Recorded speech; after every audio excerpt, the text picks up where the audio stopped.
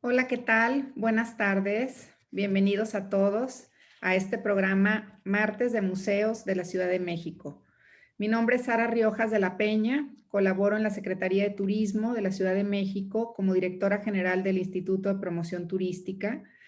Deseamos agradecer al programa Destinos México y a su directora general, Mónica Duyish, quien el día de hoy no puede acompañarnos, pero que su equipo estará con nosotros, Ivonne, Margarita, todo el equipo. También deseamos agradecer la presencia del secretario de Turismo de la Ciudad de México, del maestro Carlos McKinley, quien en un momento nos dirigirá unas palabras. Ya se encuentra con nosotros. Y quisiéramos también agradecer la presencia de la maestra María Guadalupe Lozada León, quien es la directora general de Patrimonio Histórico, Artístico y Cultural de la Secretaría de Turismo de la Ciudad de México, quien esta tarde nos deleitará con su charla tan interesante acerca de la historia de la calle del 5 de Mayo, ubicada en el centro histórico de la maravillosa Ciudad de México, y que en un momento más vamos a cederle el micrófono, pero por lo pronto, bienvenido, señor secretario, maestro Carlos McKinley. Muchas gracias, muy buenas tardes, querida Sara. Qué bueno que estamos aquí en este martes de museos, que hoy sería un martes callejero más que martes de museos. Gracias, Guadalupe. Nada más un comentario. Guadalupe es efectivamente directora general de Patrimonio Histórico, Artístico y Cultural de la Secretaría de Cultura y no de la Secretaría de Turismo. ¿Cuánto daría la Secretaría de Turismo para que estés trabajando con nosotros, Perdón. querida Guadalupe? Ya sabes que yo feliz. Guadalupe, una persona a la que conozco desde hace muchísimos años y que nos hemos visto siempre en lides de gobierno en materia justamente de temas que tienen que ver con cultura, turismo y patrimonio histórico y cultural de la Ciudad de México. Ella ha publicado 2 libros, ha sido coautora de uno de ellos y además ha sido una gran protagonista para nuestros amigos que están escuchando y viendo, ha sido una gran protagonista como organizadora de tours y paseos culturales de altísimo contenido educativo a lo largo de bastantes años, con un programa que se llamó efectivamente La Ciudad de Guadalupe, en donde se promovían a través de videos y a través de recorridos programas sumamente interesantes. Y efectivamente en esa apertura que Mónica Dujic y Sara le han dado a este programa, hemos no solo trabajado con museos, querida Guadalupe, sino también con algunos espacios propicios para los recorridos. En este público que tienes aquí encontrarás prestadores de servicios turísticos, guías de turistas y gente que sin duda se verá muy beneficiada por esta plática. Y sí me gustaría destacar que Guadalupe hace tan solo unas semanas fue la encargada del despacho de la Secretaría de Cultura del Gobierno de la Ciudad de México, y créanme que fue una colega de lujo a la que recurrí en varias veces en pos de ayuda y consejos, la verdad. Así es que, Guadalupe, qué bueno que estás aquí. Sara y programa Destinos México, qué bueno que se programó esta presencia. Y pues yo, la calle 5 de Mayo, la conozco porque la he recorrido infinidad de veces como paseante, como funcionario y como guía de turistas, pero hoy estoy ávido de aprender muchas más cosas y voy a hacer lo posible para quedarme un rato largo escuchando tu conversación, querida Guadalupe. Muchas gracias, buenas tardes y bienvenida. Muchísimas gracias, Carlos, por esta bienvenida. Yo estoy más que feliz de estar aquí con ustedes y lo sabes que a mí me dan la oportunidad de hablar y yo fascinada, porque pues sí, las calles de la ciudad pues son, como bien dices tú, nuestro territorio de trabajo, ¿no? Yo, este programa al que aludes de la Ciudad de Guadalupe está vigente, es un programa que pasa por video y pasa en las redes de la Secretaría de Cultura. Lo que pasa es que al igual que tú, he dado otros años y muchas épocas diferentes recorridos por el centro y por diferentes puntos de la ciudad.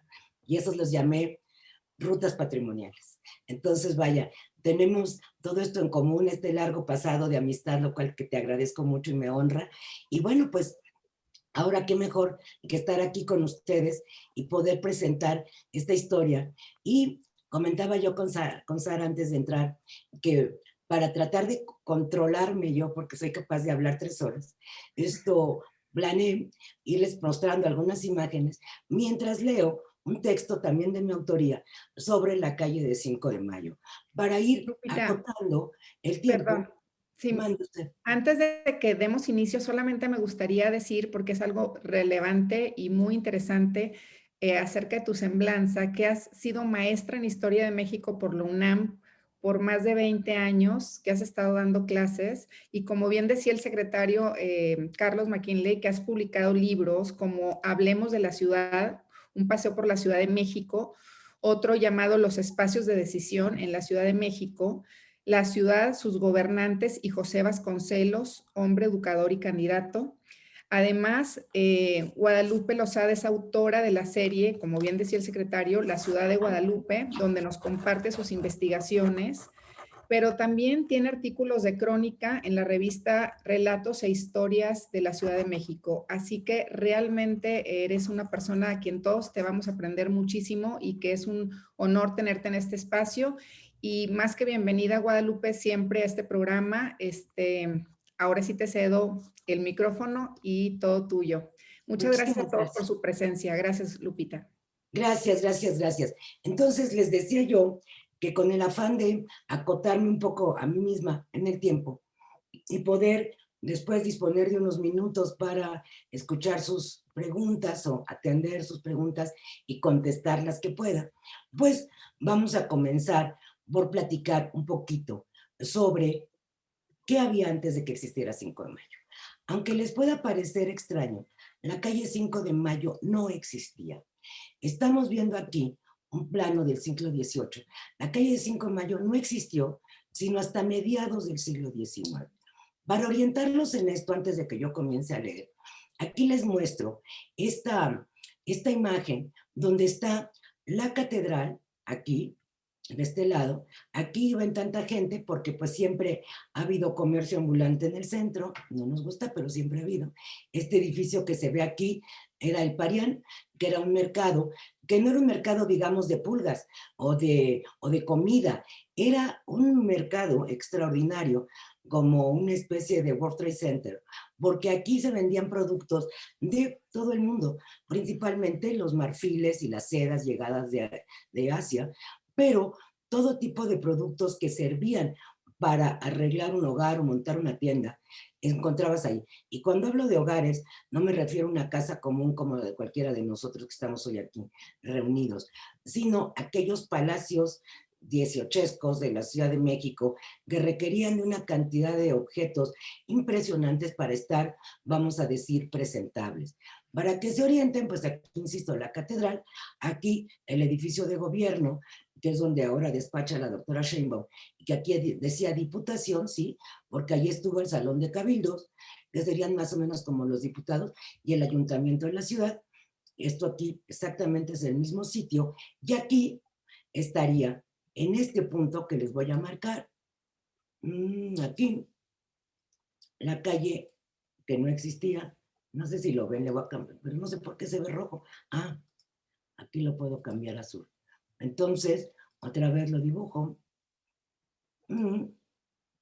Aquí estaría, se abrió aquí, todo esto se abrió, así, se abrió, hasta más abajo, porque aquí estamos todavía a la mitad, hasta llegar a la Alameda.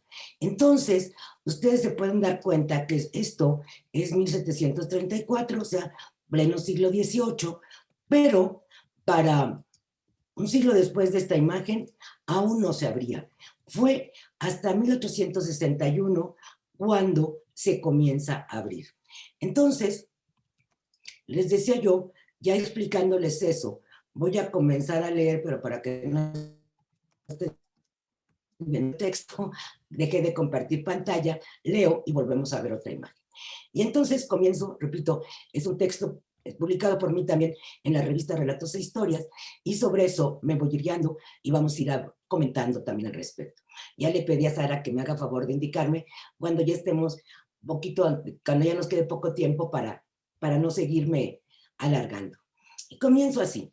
Pocas calles de las ubicadas en la zona cercana al Zócalo de la Ciudad de México resultan tan emblemáticas para entender el proceso de la nacionalización de los bienes del clero y la destrucción de los conventos, como la Avenida del 5 de Mayo. Eso es muy interesante, porque esta calle no es producto de la casualidad ni de una mejora urbana, es producto de las leyes de reforma, y ahorita lo vamos a ver. Como es sabido, una vez tomada la Ciudad de México al triunfo de los liberales sobre los conservadores, cuando Jesús González Ortega venció a Miramón en Calpulalpan, comenzaron a imperar las leyes de reforma, dando por resultado muchas transformaciones, tanto al interior de la sociedad como en la fisonomía de las ciudades. Así, el 28 de septiembre de 1860, apareció el bando firmado por González Ortega en su calidad de jefe. González Ortega, Jesús González Ortega, como dije en el párrafo anterior, en su calidad de general en jefe del Ejército Federal, encargado interinamente de los mandos político y militar del Distrito Federal, dando a conocer el decreto expedido por Juárez en Veracruz en julio de 1859, cuyo artículo primero sentenciaba: entran al dominio de la nación todos los bienes que el clero secular y regular ha estado administrando con diversos títulos, sea cual fuere la clase de predios, derechos y acciones en que consistan, el nombre y la aplicación que hayan tenido. Vamos a ver ese bando, que es muy interesante. Primero lo abro y ahorita comparto la pantalla. Aquí está. Esto es muy rápido, afortunadamente está corriendo bien el internet, porque luego es horrible que no corre. Ahí está. Entonces, fíjense, Jesús González Ortega. Entonces, aquí dice Ministerio de Hacienda, que el objeto de la enajenación de los bienes del clero. Es decir, encarga Jesús González Ortega, está publicando el bando que dice: al día siguiente de la publicación de esta ley, en cada lugar donde existan dichos bienes, la primera autoridad política nombrará el comisionado o comisionados que crea necesario para que con un escribano o dos testigos procedan inmediatamente a recoger del procurador, síndico, administrador o mayordomo respectivos las escrituras, libros de cuentas, demás documentos relativos a los intereses que han tenido en su cargo en el estado en que se hallen, así como el numerario existente, haciendo el inventario y cortes de caja respectivos. Total, daba a conocer cómo esta ley que nacionalizaba los bienes del clero fue la primera de las leyes de reforma publicada en Veracruz, y que aquí se publica hasta que los liberales triunfan sobre los conservadores. Fue publicada, como ven aquí, el 13 de julio de 1859 en Veracruz, y aquí en México el 28, no se ve bien por este sello desdichado que le pusieron justo una fecha, pero es 28 de diciembre de 1860. Siempre he dicho que seguramente los que leyeron este bando pensaban que era una broma del Día de los Inocentes. O sea, ¿cómo es posible que de un día para otro, y como acaban de ver, ya se decía que al día siguiente iban a pasar un día siguiente, después de publicado, iban a pasar a recoger todos los libros de cuentas para hacer un inventario y saber con qué, digamos, cuántos bienes pasaban a formar parte del Estado? Es interesante saber que la iglesia, y lo digo solo como una acotación, no solo era dueño de los conventos que habitaba, sino que la iglesia era dueña de más de la mitad del territorio nacional. ¿Por qué? Porque no solamente tenía los conventos, ni los templos, sino que además tenía casas, haciendas, molinos y todo tipo, bueno, ya dije haciendas, pero de diferentes clases de haciendas, que le redituaban una cantidad muy importante de recursos. Por lo tanto, la iglesia, hasta antes de las leyes de reforma, era la autoridad, digamos, moral, por supuesto, política, pues también, porque tenía más dinero que el Estado, y económica, sin duda, porque como no había bancos, la gente acudía al clero para solicitar préstamos, y la iglesia, como en los bancos, de no haber pago, se cobraba con bienes. Entonces, cada día tenía más bienes, de los cuales obtenía réditos porque esos bienes que eran de su propiedad, en muchos casos las rentaba. Entonces continuó. Fácil es imaginar la sorpresa del clero al recibir semejante noticia, habida cuenta que había sido esta misma institución, o sea, la Iglesia, quien había financiado la guerra de reforma entre liberales y conservadores para detener las leyes que tanto perjudicaban sus intereses. Para lo único que les sirvió fue para posponer durante año y medio la puesta en práctica de esta ley que convertía en bienes de la nación aquellos que habían atesorado durante años.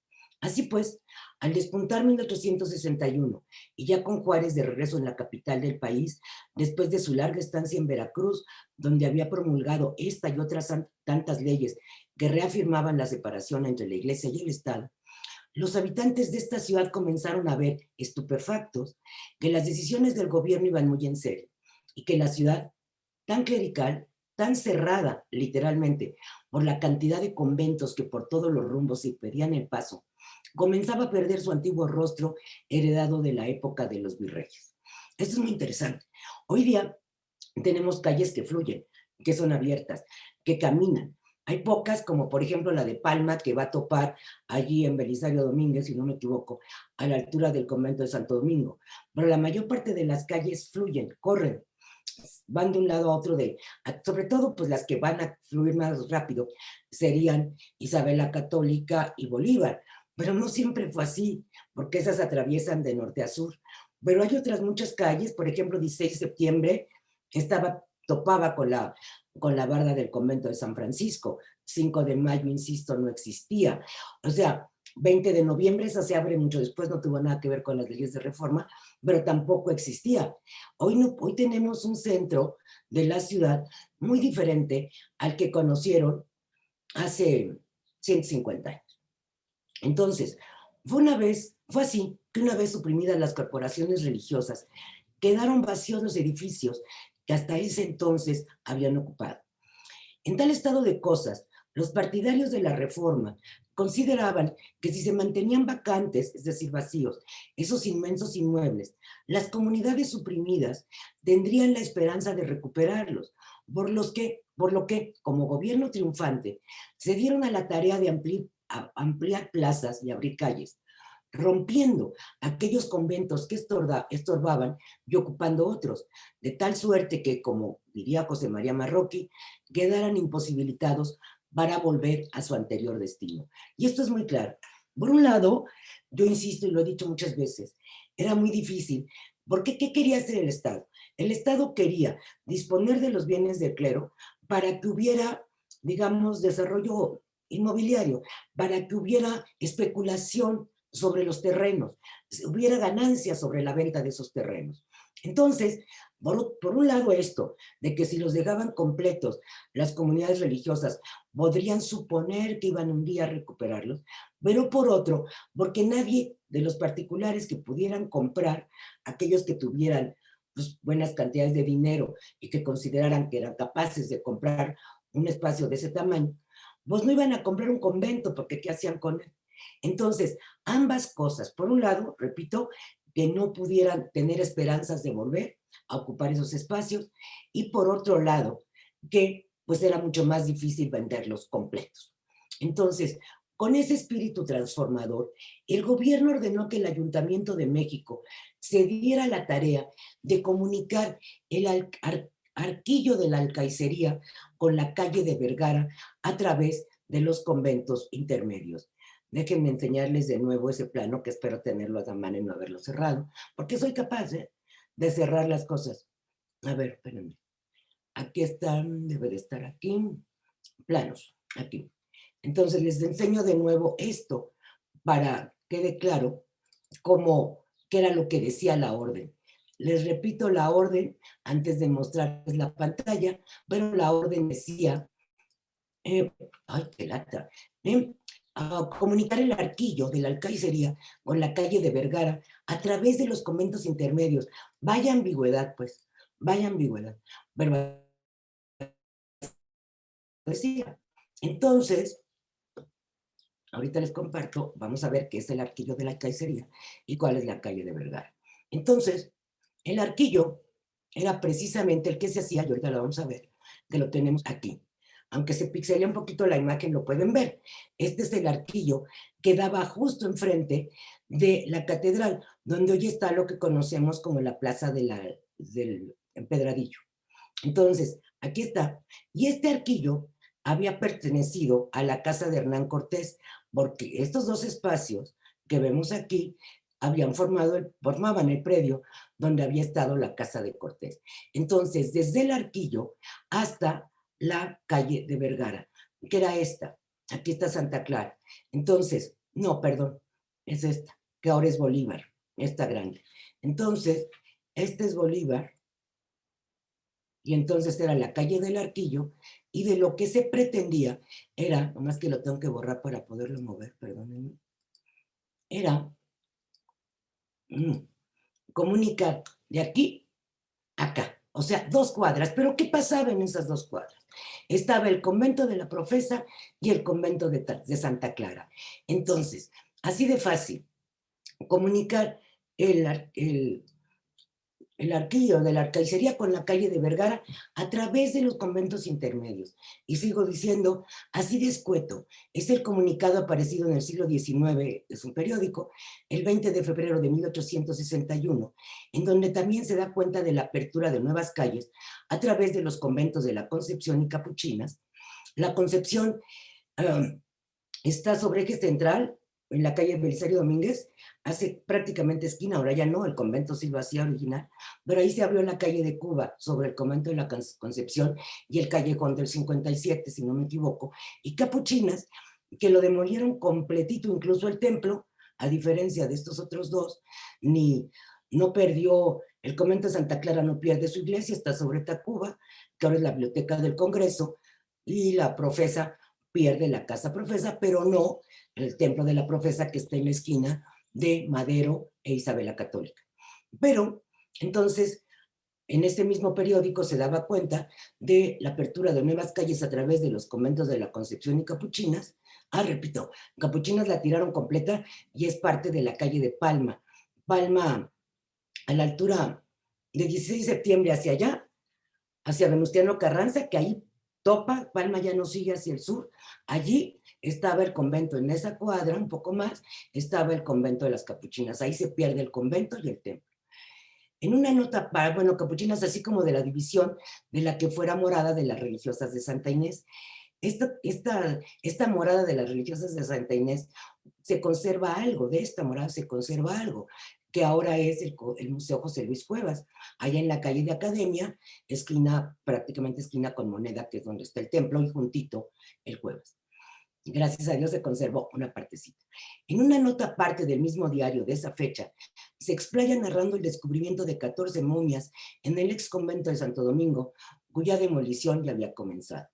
La rapidez con la que se giraban estas órdenes superiores para abrir calles donde había conventos suprimidos, y aquí ojo con esto porque ha sido un problema eterno de la ciudad, permite ver la nula planeación urbana que desde entonces caracteriza esta ciudad tan transformada.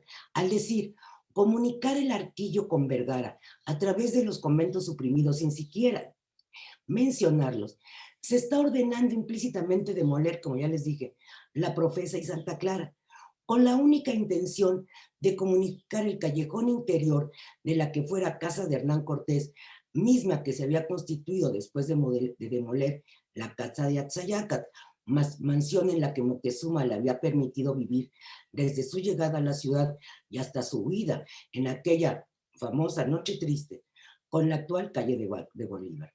El Arquillo no era precisamente una calle formalmente dicha, era un auténtico callejón angosto que partía de la calle del Empedradillo a un costado del Monte de Piedad y continuaba hasta la calle de San José el Real, hoy Isabel la Católica, donde topaba precisamente con la casa Profesa, anexa al templo del mismo nombre.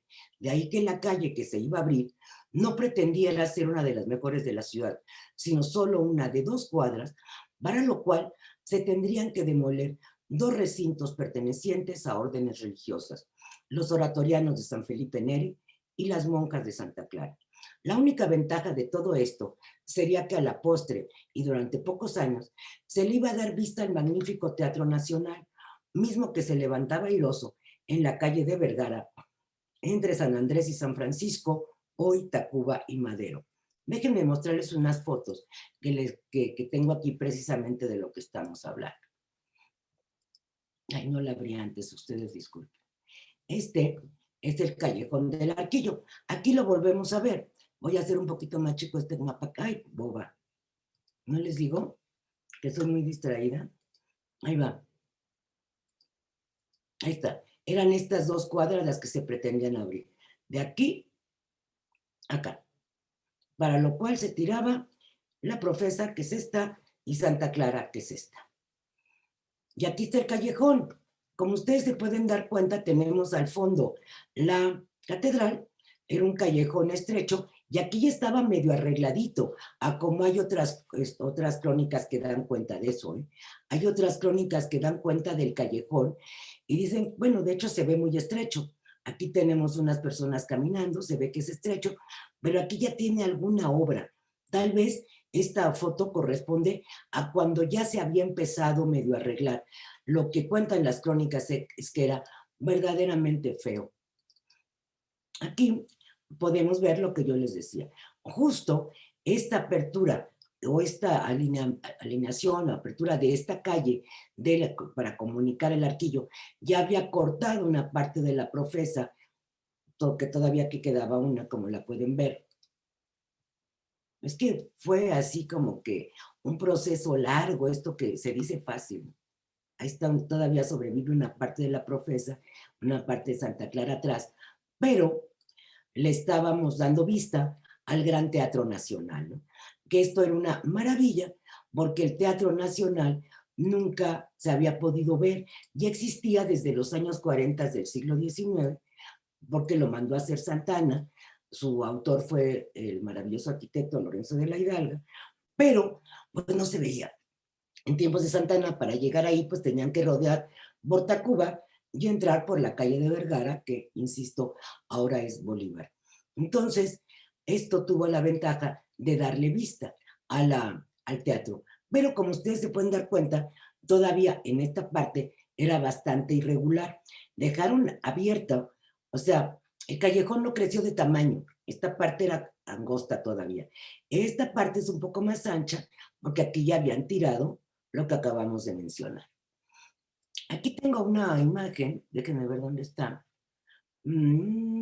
Acá, del plano de la casa de Hernán Cortés, de lo que decíamos ahorita, que para abrir esas 2 calles tuvieron que demoler una parte, bueno, abrirlo entre las casas de Hernán Cortés. Estos 2 predios, los voy a ampliar un poquito.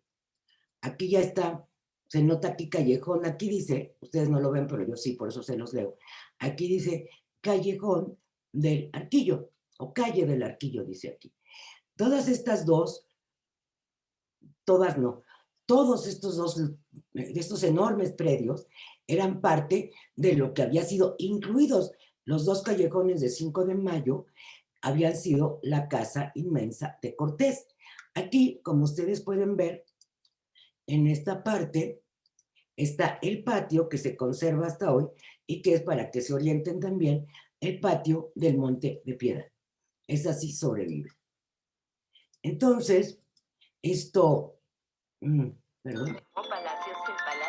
Entonces, nos damos una idea de cómo eran las calles. Este es un plano que me cuesta un poquito de trabajo abrir, pero se lo voy a abrir porque es pesadón. Nada más dejen que se abra, perdonen ustedes. Estando en Zoom se tardan más. Perdón, si no abre, pues lo vamos a tener que sentir mucho, porque es un plano pesado. Y luego se tarda. No, pues ya se tardó, en algún momento se abrirá. Voy a dejar de compartir pantalla y si se abre se los enseño. Ah, ya se abrió. Perdonen ustedes, el desorden los hace de traer locos. Aquí está. Entonces, aquí pueden ver antes de la apertura de todo, de los conventos, de todo tipo de conventos. O sea, aquí está otra vez, vemos con mucha claridad, y esta sí se puede ampliar porque es muy pesado. Aquí sí pueden ver con mucha claridad el famosísimo callejón de 2 cuadritas, y luego aquí toda esta parte gris que vemos acá, esto es la Profesa, y esto es el callejón, perdón, la casa de las Claricias, el convento de Santa Clara. Entonces, vemos cómo tiraron para darle vista al Teatro Nacional, que estaba aquí marcado con el número 22. Entonces, esto fue lo que abrieron. Pero si se acuerdan de la foto, esta parte la dejaron estrecha, lo que dice aquí claramente Callejón del Arquillo, y esto fue lo que ya abrieron un poco más ancho. Aquí estoy haciendo tonteras porque dibujé algo que no quería, un poco más ancho, van a poner enfrente del teatro una placita un poco más grande. Acá, así. Acá podemos ver también, por ejemplo, cómo era el convento de San Francisco. Perdónenme que me desvíe tantitito, pero vemos el tamaño. Aquí estaba San Francisco, aunque ya aquí existía la calle de la Independencia, que ahora es 16 de septiembre. ¿Por qué? Porque fue el primero de los conventos que se abrió, antes incluso de la nacionalización de los bienes de clero, y eso lleva otra plática. Aquí donde hoy está Bellas Artes, estaba el convento de Santa Isabel, y aquí está precisamente el convento de la Concepción del que les hablaba, y esta que se llama Calle de las Medinas, del Águila y Callejón de Dolores, era nada menos que hoy la calle de Cuba, y que parte en dos al convento de la Encarnación. Perdón, de la Concepción, que estaría aquí. Entonces, este era el convento de San Lorenzo. Ustedes pueden ver este Santo Domingo. Aquí todavía no se abría la calle de Leandro Valle. O sea, pueden ir viendo cómo de verdad topaba en muchos espacios las calles con pared, porque allí es, miren, aquí estaba la calle, aquí está el convento de Capuchinas que yo les decía, aquí está Palma, y hoy Palma se amplió hasta Venustiano Carranza, no se amplió mucho, pero lo suficiente para demoler Capuchinos. Entonces, Tacuba sí se abrió más, se fue hasta la de la, acá hasta acá. Perdón, esta no es Tacuba, esta es La Palma. La Palma se abre, pero ya también hasta el siglo XX, hasta acá, tirando estos dos. Esto fue ya en tiempos del general Abelardo Rodríguez en los años 30 del siglo XX. Pero bueno, podemos ver el tamaño y la dimensión, esto antes de que se comenzaran a aplicar las leyes de reforma.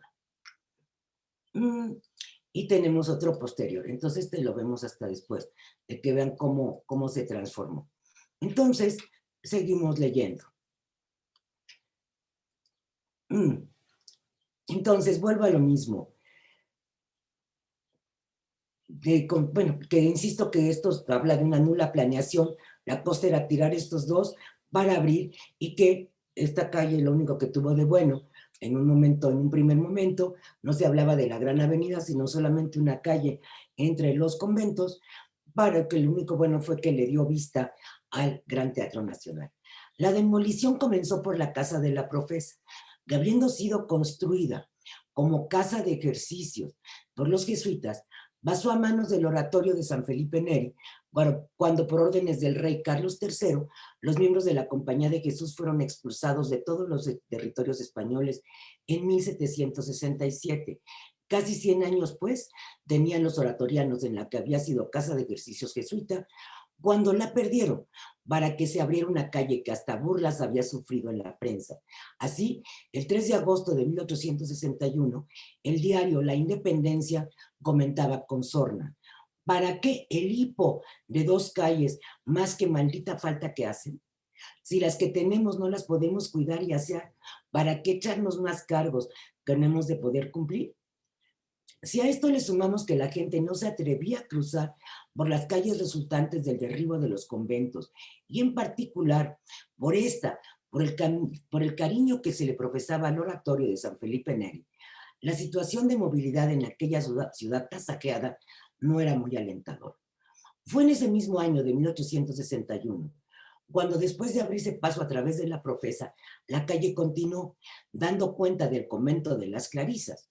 Cuenta Marroque que ahí se toparon con casas particulares para poder concluir la calle como estaba prevista. Sin embargo, lo cito, se derribó lo que se pudo en espera de derribarse lo que se necesitaba. Dado que esta situación no pudo sortearse de inmediato, la parte abierta del convento, más que calle, era un rincón irregular, ruinoso, oscuro, ocasionado a depósito de inmundicias y a la comisión de delitos. Tan grave era la situación que por muchos cruzó la idea de cerrar la calle recién abierta, pero el gobierno prefirió esperar a solucionar el problema de las casas particulares, situación que se prolongó más de lo esperado, debido a la intervención francesa.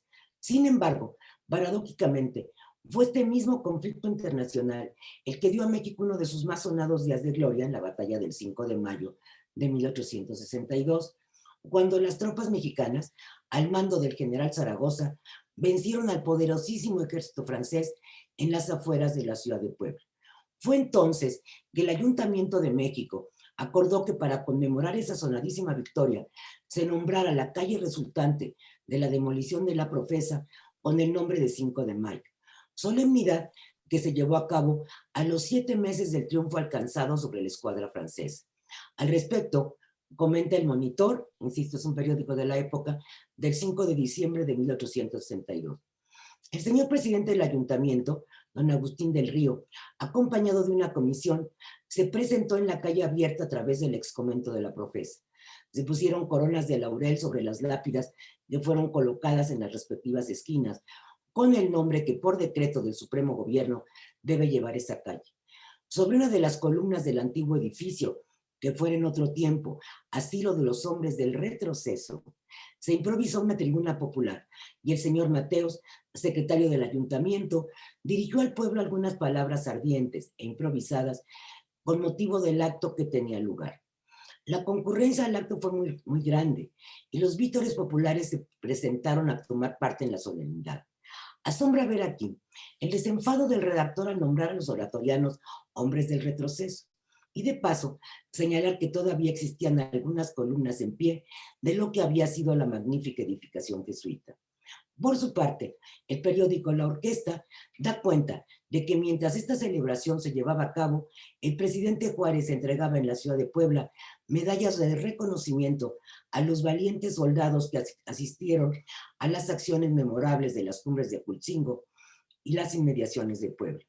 Lo más significativo de esta nota es que la crónica relata que cuando el telégrafo anunció que ya se estaba llevando a cabo esta acción solemne, en la Ciudad de México las dianas, repiques y gritos del pueblo que recorrían las calles llevando como un tesoro el retrato del inmortal Zaragoza, muerto el 8 de septiembre anterior, manifestaban el regocijo del pueblo.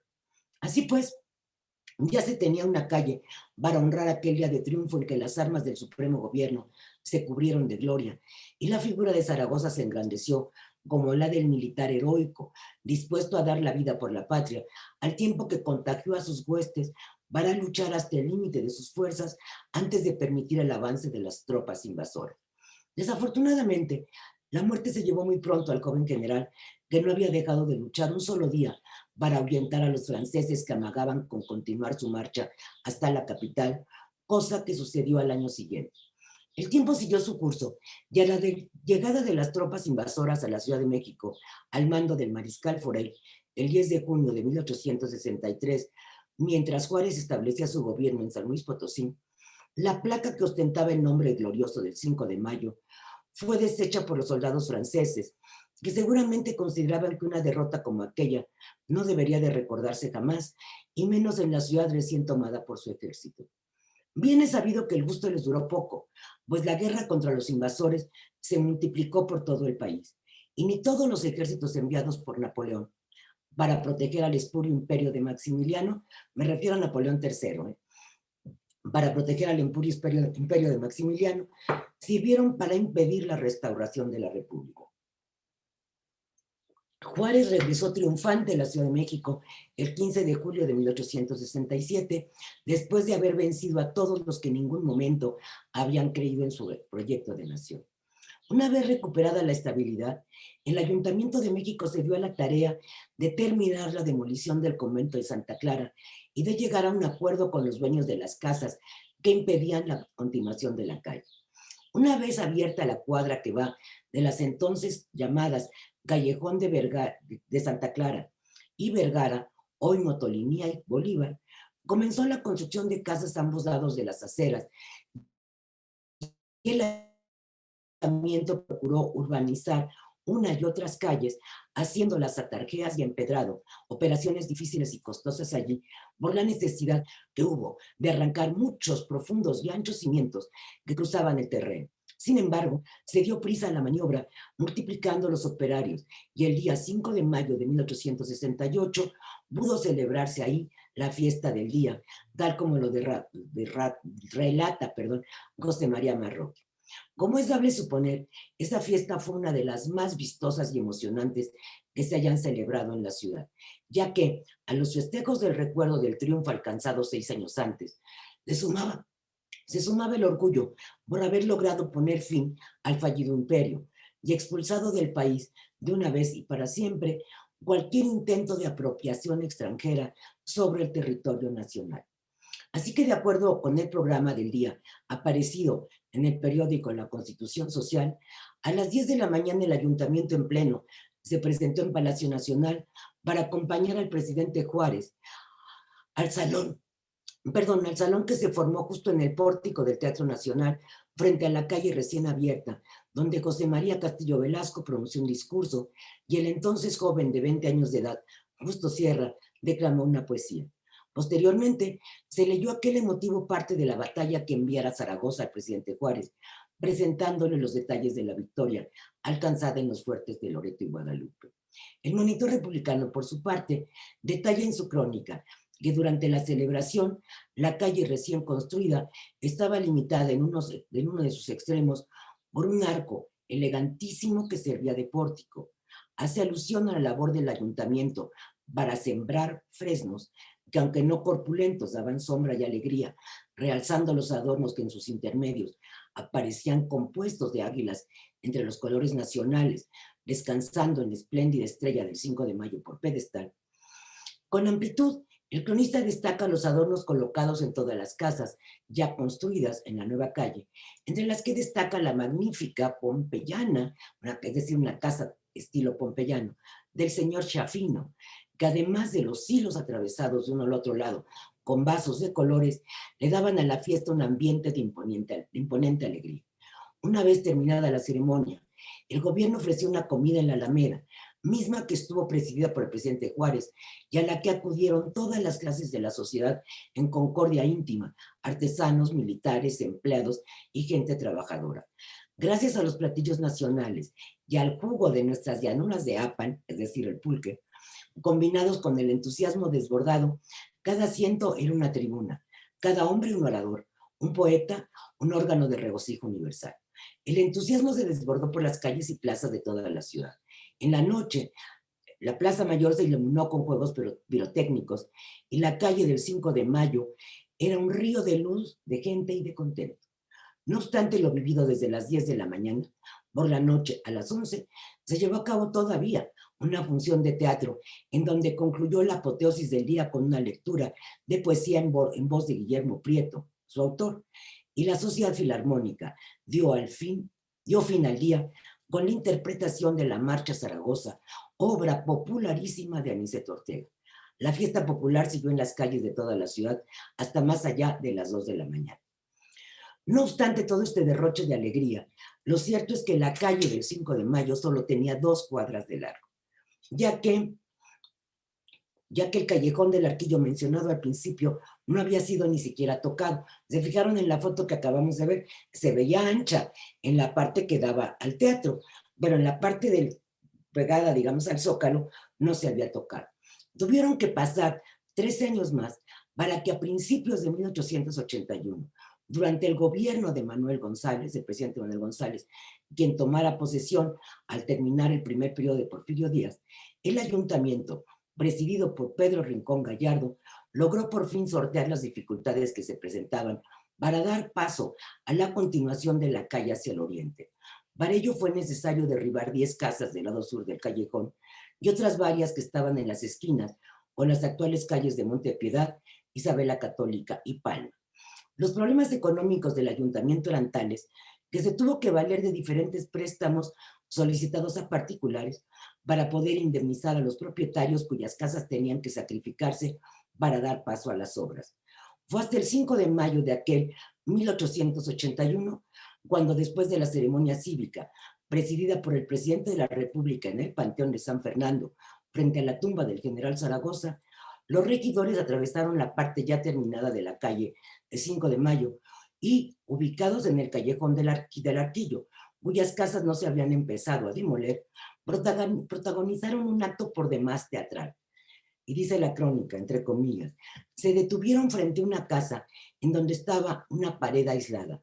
Tomaron cada uno un cordel de seda que pendía de la pared, estiraron suavemente y la mole se vino a tierra con gran estrépito, en medio de vivas, de aplausos, de dianas y de una nube de polvo, de piedras y de escombros que oscurecieron la atmósfera y pusieron blancos como la nieve a los apreciables ediles. Ahora sí se acaban las comillas. Les digo, quienes, según la crónica del Monitor, iban vestidos de riguroso traje negro. O sea, quedaron polveadísimos, como mazapanes los pobres. La misma nota vaticinaba que una vez sorteados estos obstáculos, la calle iba a ser rival de Plateros, hoy Madero, y se volvería el barrio aristocrático de la Ciudad de México. Los elegantes y los gomosos podrán dar vuelo a su paseo cotidiano en nuestros boulevards. Lujosas casas de comercio se instalarán en todo el trayecto. Con el derrumbe de aquella pared, la ciudad entera se ha estremecido, hasta los cimientos de sus casas carcomidas, hasta los patios de sus casas de callejuela. La ciudad vieja ha escuchado algo como la trompeta del ángel de los destinos. Una exageración esta nota, pero da cuenta de cómo la gente y los cronistas de ese tiempo consideraban que era muy bueno deshacerse de todas esas paredes viejas, de esas casas de vecindad horrenda, que hoy valoramos como parte de nuestro patrimonio, pero aquel tiempo se les hacía una cosa espantosa. Ya voy a terminar, porque ya veo que se me está acabando el tiempo. Ante situación tan esperanzadora, salta a la vista el espíritu que prevalecía en la época, en donde para que el progreso se diera, había que terminar, como les acabo de decir, con aquella ciudad que ya empezaba a caer ante el peso de la modernidad. No obstante aquellos buenos augurios, la calle quedó totalmente abierta a la circulación del público, de carruajes y personas, hasta el 16 de septiembre de 1883. Según Marroque quedó hermosísimo, aunque no tuviera la vista de los cerros y el paisaje de que por aquel entonces gozaban las calles de la ciudad. Sin embargo, tenía ambos extremos hermosas perspectivas. Del lado oriente, la amplísima calle del Empedradillo, a un costado de la catedral y los jardines que la circundaban, y por otro, la elegante fachada del Teatro Nacional, uno de los mejores ejemplos del arte arquitectónico, como ya les dije hace rato, de don Lorenzo de la Hidalga. Sin embargo, ni 20 años duró así la calle. Al despuntar 1901, ya con don Porfirio bien asentado en el poder, desde su regreso a la presidencia en 1884, comenzó la demolición del Teatro Nacional para prolongar la avenida, hasta la calle de Santa Isabel, hoy eje central, en donde también comenzó a derribarse el ex convento de Santa Isabel, ya para esas fechas convertido en fábrica de sedas, tal como se ve en muchas fotografías de la época, para dar paso a la construcción del nuevo Teatro Nacional, hoy Palacio de Bellas Artes. El periódico La Patria del 13 de enero de 1901 anuncia que los trabajos de demolición se han llevado a cabo con la mayor actividad. Sin embargo, y el Boletín de los Héroes, Diario de Minería, Agricultura y Comercio, hacen creer que el teatro que se demuele se va a reconstruir para modernizarlo. Incluso el segundo llega a afirmar que se está trabajando en la reparación y embellecimiento y que las obras estarán concluidas a finales de año, lo cual evidentemente fue una noticia falsa. José Juan Tablada, en el Mundo Ilustrado del 27 de enero, acuña el lema "Demoler para reconstruir", en su artículo titulado La demolición del Teatro Nacional, y aclara: este es el lema al que nos ha conducido la sede Progreso, y a él tenemos que ser obedientes. En todo, decía Tablada, no había ninguna conciencia de la conservación del patrimonio, que quede claro. En todo, para evolucionar es preciso remover obstáculos. Y concluye diciendo, recuerdos son que quedarán sepultados bajo los escombros y servirán de cimiento al teatro moderno y de grandioso aspecto que va a levantarse en el mismo recinto. Obviamente no fue en el mismo recinto, fue en el sitio que ya habíamos visto en el mapa, en donde estaba el convento de Santa Isabel. Fue el seminario Diario Ilustrado, dirigido por Victoriano Argüeros, que en un artículo titulado Don Lorenzo de la Hidalga hace un recuento de la obra de este gran arquitecto y es el único que con relación al teatro señala con precisión la demolición que se está llevando a cabo. Y critica severamente el afán modernizador. Pues digo que es de los únicos que yo encontré que critique ese afán, que tantos esgrimían como única arma capaz de hacer de esta ciudad una urbe moderna. El inmoderado afán, decía Victoriano Agüeros, decía, el inmoderado afán de la novedad que tantos destrozos ha consumado y seguirá consumando, ha hecho que en estos días se haya llevado a cabo la completa demolición de la sala, el proscenio y otros anexos del Teatro Nacional. Lo que demandaba una prudente restauración y a lo sumo reformas de mero ornato y comodidad, ha quedado destruido y de la mejor obra arquitectónica del México independiente no restan sino escombros. El caso fue que una vez sin el teatro, las obras continuaron a toda prisa para demoler las demás casas que fueran necesarias, a fin de dejar el camino libre hasta lo que actualmente conocemos como Eje Central. Así, el 10 de mayo de este mismo 1901, el periódico El Imparcial da cuenta de la iniciativa presentada por la Secretaría de Hacienda al Congreso para utilizar, fíjense, los excedentes de ejercicios anteriores para la ejecución de obras públicas. Fíjate, en aquel tiempo, en 1901, había excedentes en el erario público. Entre otros rubros, incluyó 1.800.000 pesos para que el ayuntamiento pudiera prolongar las calles de 5 de Mayo y hacer una plazoleta entre esa calle y el mirador de la Alameda. Hoy, Ángela Peralta, la calle que está, digamos, que separa a Bellas Artes de la Alameda, al costado oriente del Palacio de Bellas Artes. El recurso se utilizará, al costado poniente, claro, del Palacio de Bellas Artes. El recurso se utilizará en el inicio, en el inicio de las obras y en la expropiación de las casas que han de derribarse. Veloces deben haber fluido los recursos, puesto que en julio de este año el periódico El Tiempo anuncia que ya se había iniciado la adjudicación de lotes en remate público. La convocatoria de la Tesorería de la Federación especificaba que no se admitirán posturas por menos de 120 pesos por metro cuadrado. Rápidamente la calle fue abierta y grandes edificios comenzaron a construirse, como el de la Mutua, compañía de seguros, hoy sede del Banco de México, en la esquina de 5 de Mayo y Eje Central, el Imparcial de 5 de Mayo y Eje Central. El Imparcial del 16 de abril de 1904 ya daba cuenta con lujo de detalles de la inauguración de esta nueva sede. Sin alardes, la ya llamada avenida fue poblándose y llega al centenario de la independencia como la mejor de la ciudad. Ostentaba orgullosa los mejores ejemplos de la arquitectura contemporánea, como el edificio de ferrocarriles, inaugurado en 1908, que está en 5 de Mayo y Bolívar, o el edificio París y el de la Palestina. Así, esta emblemática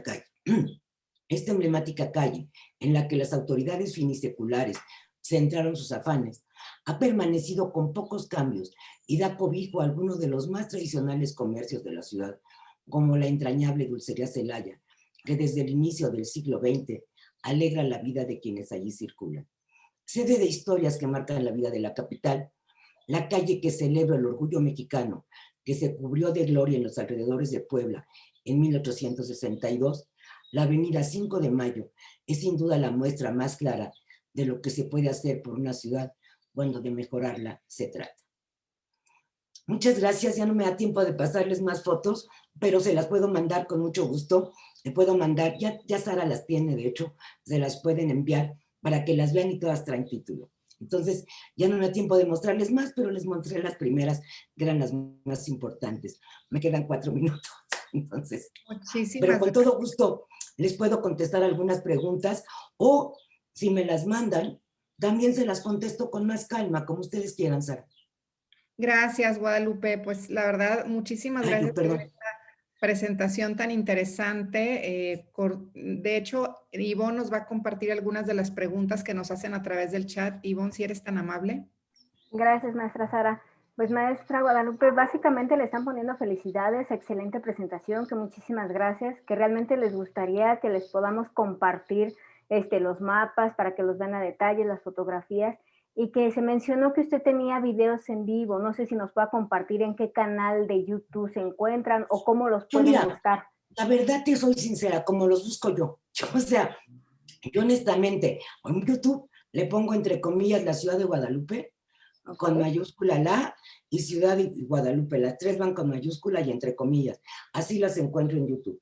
También en la plataforma de la Secretaría de Cultura, que se llama, ay Dios, ay, ahorita te digo, ahorita me acuerdo cómo se llama, la plataforma. Allí también están, porque es una plataforma que se creó a propósito para esta temporada desde el año pasado pues de confinamiento, ¿no?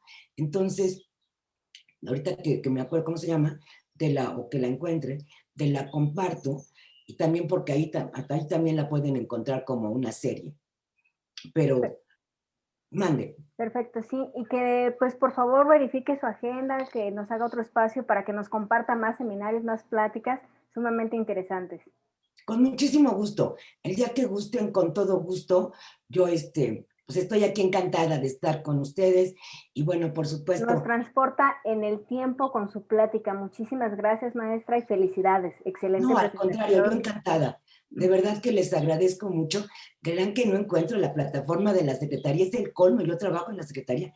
Qué horror. Y no me puedo acordar ahorita cómo se llama. Pero Ivonne nos sigue compartiendo los comentarios, como dice Ivonne, que todos son de felicitación y de que la gente le interesa que compartamos esta información. ya sé cómo se llama. Se llama Capital Cultural en Nuestra Casa. Y allí lo pueden encontrar como contenidos originales. Ya lo encontré. En contenidos originales, aunque aquí están. Ay, Dios mío, ahora como me quedé sin agua, yo creo. Aquí está un poco atrasadito porque la que anuncian es del 4 de febrero, pero pasa cada 15 días y la pueden ver en sí, pero no está al día, pero ahí lo pueden encontrar. Y si no, como les repito, en YouTube, poniendo entre comillas la ciudad de Guadalupe. Y así Perfecto. Es como la encuentran. Una pregunta nos ponen, antes que nada, muchas felicidades por la explicación y quiero saber cuáles son los edificios o lugares más importantes que se construyeron en la calle 5 de Mayo. Pues son los que les dije, la Palestina, el edificio de ferrocarriles que está en la esquina, está en 5 de Mayo y Bolívar, igual el edificio de la Palestina, perdón, dije la Palestina, 5 de Mayo, el edificio de ferrocarriles y el edificio de la Mutua, que hoy es el Banco de México. Esos tres serían los más importantes. También el edificio París es muy destacado, que está casi en la esquina con Palma. Esos tres serían los más destacados de la zona, pero recorrer 5 de Mayo vale la pena. Perfecto, muchísimas gracias, maestra. Sara, serían básicamente todas las preguntas. Aquí ya les puse lo del capital cultural en nuestra casa y de igual manera les vamos a compartir las fotografías que usted amablemente nos apoyó con ellas. Con todo gusto. Yo les paso los mapas para que también los puedan ver. Se los mando también por WeTransfer. Perfecto, muchísimas gracias, maestra. De nada, con todo gusto. De todas formas, en YouTube es muy fácil de encontrar la serie, La Ciudad de Guadalupe. Yo ya la encontré y yo creo que todos, si ponemos con ese nombre, se puede accesar fácilmente. Antes de concluir el programa, bueno, además de unirme a la felicitación de todos, Guadalupe, con mucho gusto nos encantará tenerte más adelante nuevamente en el programa.